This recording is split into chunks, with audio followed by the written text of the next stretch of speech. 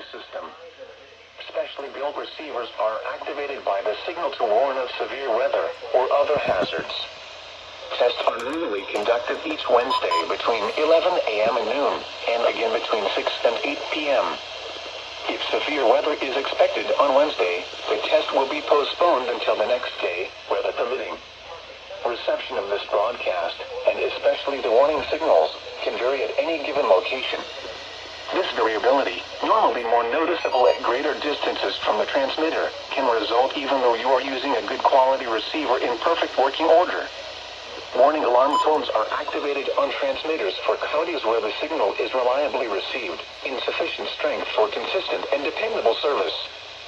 For station KIH 26 in Daytona Beach, warning alerts will be activated for Volusia, Flagler, Putnam, Lake, Seminole, Brevard, in Orange counties. For station KIH 63 in Orlando, warning alerts will be activated for Brevard, Lake, Orange, Osceola, Polk, Seminole, and Volusia counties.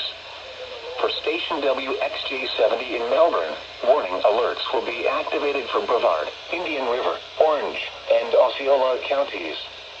For station WWF69 in Fort Pierce, warning alerts will be activated for Indian River, Martin, Okeechobee, and St. Lucie counties.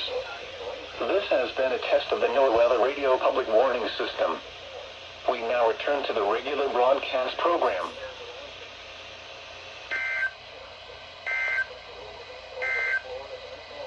Marine forecast for the following